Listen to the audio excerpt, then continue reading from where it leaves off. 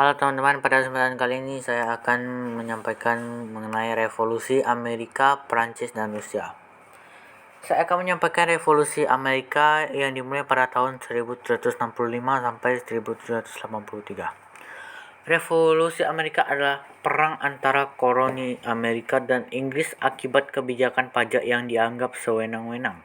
Inggris mengenakan pajak tinggi seperti Sugar Age, Stamp Age, dan Townshend Age, tanpa memberi perwakilan politik kepada warga koloni. Ketidakpuasan semakin meningkat setelah Inggris menolak tuntunan warga koloni. Pamflet Common Sense karya Thomas Paine memperkuat semangat kemerdekaan dengan gagasan bahwa pemerintahan harus mendapat legitimasi dari rakyat, bukan monarki.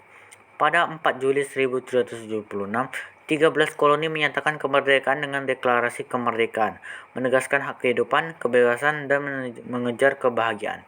Perang berlanjut hingga 1783, ketika Inggris mengakui kemerdekaan Amerika melalui Perjanjian Paris. Lalu revolusi Prancis pada tahun 1789 sampai 1799. Revolusi Prancis meletus sebagai akibat dari ketidakpuasan rakyat terhadap monarki absolut yang dipimpin Raja Louis VI. Pemerintahannya ditandai dengan kekuasaan tanpa batas, ketidakadilan hukum, dan beban pajak berat bagi rakyat. Penyebab utamanya adalah pemerintahan absolut, yang dimana raja berkuasa mutlak tanpa konstitusi dan parlemen. Pada akhirnya dibubarkan dan diganti dengan pemerintah baru berbentuk republik. Lalu revolusi Rusia pada tahun 1917.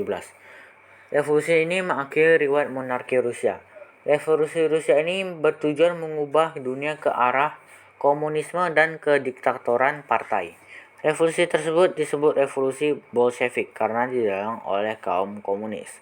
Revolusi Rusia berlangsung dalam 2 fase, yaitu revolusi Februari dan revolusi Oktober. Dalam revolusi Februari ini, rezim Tsar yang dipimpin oleh Nicholas II ditumbangkan dan digantikan dengan sebuah pemerintahan sementara berhaluan moderat dan liberal. Revolusi Oktober merupakan puncak dari revolusi Rusia.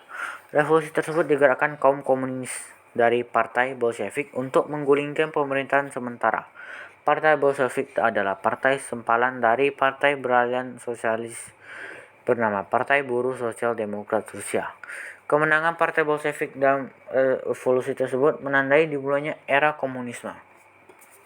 Nah, pengaruh revolusi Prancis ini, di mana Belanda jatuh ke tangan Prancis, yang dimana setelah Prancis menaklukkan Belanda, negara itu berubah menjadi Republik Batavia yang pro-Prancis. Akibatnya, Hindia Belanda juga berada di bawah pengaruh Prancis. Lalu pembubaran VOC ini membuat VOC mengalami kebangkrutan akibat korupsi dan perang, sehingga dibubarkan. Lalu pengangkatan Daendels ini sebagai Gubernur Jenderal Hindia Belanda untuk memperkuat pertahanan dari ancaman Inggris. 2 kebijakan kolonial di Indonesia akibat pengaruh revolusi Prancis, yaitu reformasi administrasi oleh Daendels, memperkuat pertahanan dengan membangun jalan raya pos Anyer ke Panarukan.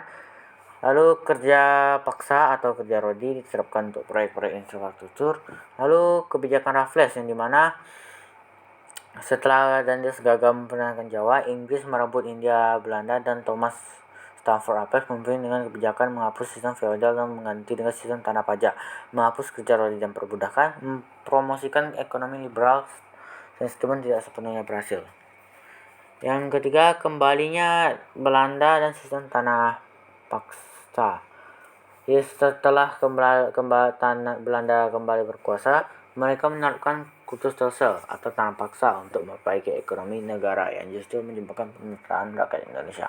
Jika Anda menjadi pemimpin pemuda saat ini, bagaimana Anda menerapkan semangat nasionalisme dari revolusi Prancis dalam membangun Indonesia yang lebih baik?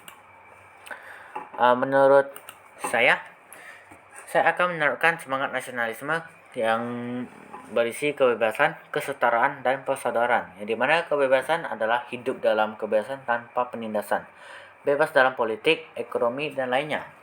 Kesetaraan, laki-laki dan perempuan sederajat haknya. Pendidikan dapat diakses oleh semua kaum. Lalu persaudaraan, tidak membeda-bedakan antar suku serta saling mendukung dan membantu untuk membangun solidaritas tinggi. Sekian dari saya, terima kasih.